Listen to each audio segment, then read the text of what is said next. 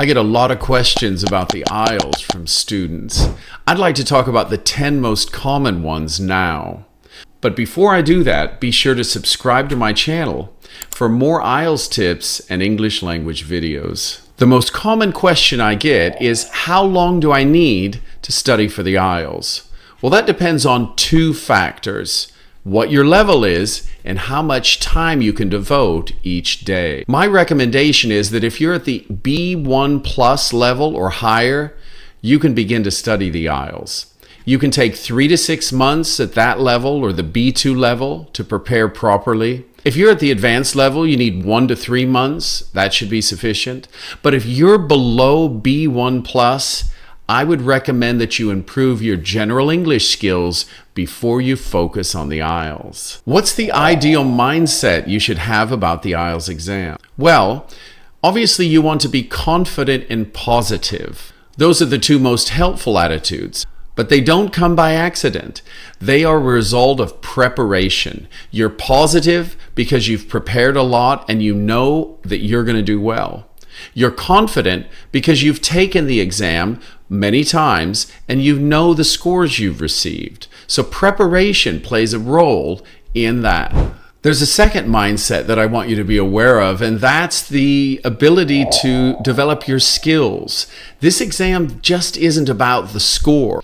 It's about developing those analytical skills, the ability to read for big picture and for detail, because these are the skills you're going to need at university as well as your career. So if you understand that this is a process that develops you as a student and as a future employee, you'll get a lot more out of the preparation.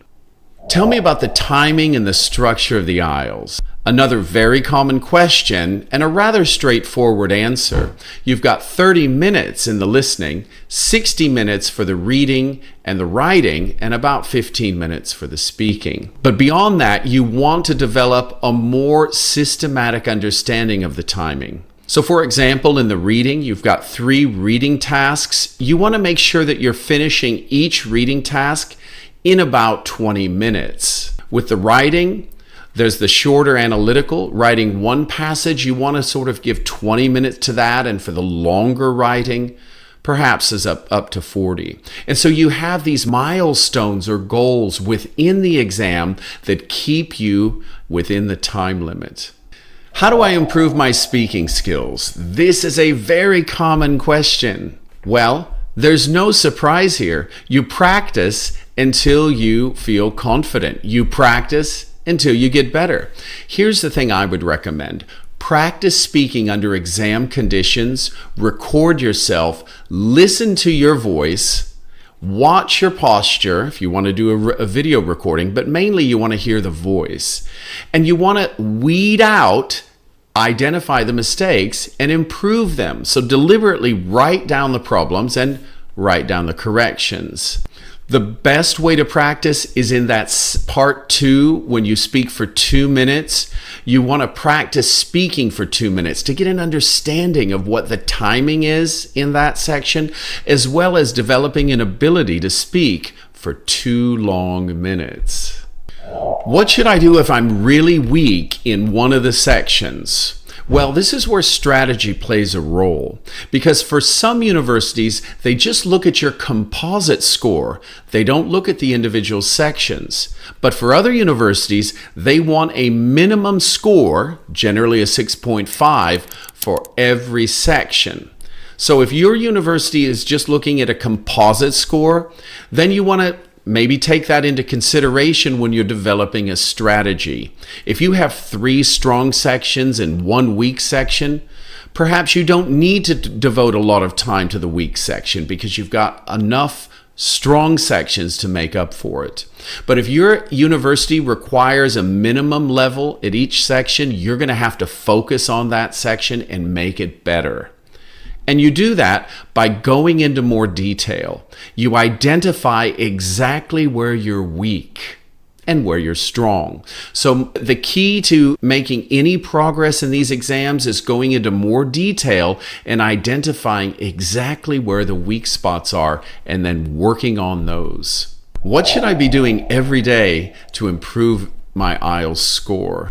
I suggest you create activities that enhance your abilities. So identify weak areas, maybe it's in your vocabulary, in the reading, and develop a plan where you're going to read a passage and then try to understand those meanings from the context. So you're developing the skill of understanding words in context. This is a skill and it can be improved. With speaking, you can work on fluency by recording yourself for 1 minute without stopping. Doesn't matter if nothing comes to mind, you record for 1 minute and you develop that skill of fluency. But the one thing I want to reiterate is to be consistent. Practice something new. Practice on an area that you feel less confident in every day. What are the most common mistakes IELTS students make? Well, there are 3 of them, actually just 2.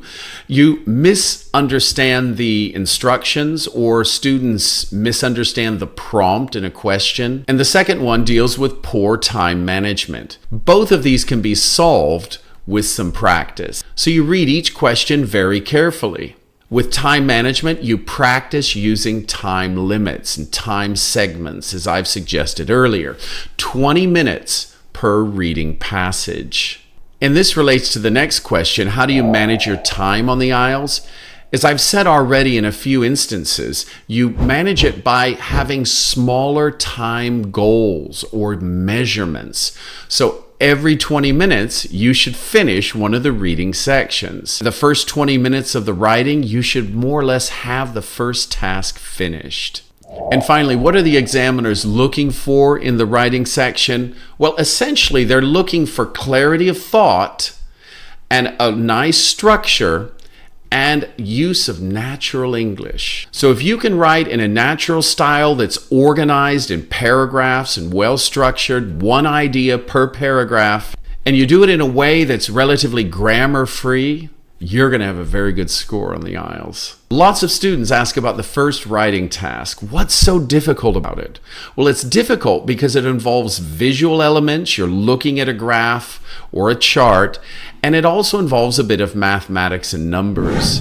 I want each of you to identify one interesting thing to talk about in this graph. I see it's a chart, so I'm going to say, all right, let's look at the trajectory. You know, what direction are they heading? An ability then to translate those numbers in that chart into words. That can be tricky. And what I teach my students, look for the extremes when you're looking for ideas. Find 3 interesting ideas. Normally they're extremes, or there's something unique about one of the charts or one of the elements in the graph. What you're looking for are trends, something interesting, something unique. If you find it interesting, it's probably a valid point that you can use. And focus on those. They're a lot easier to write about. I hope this helps.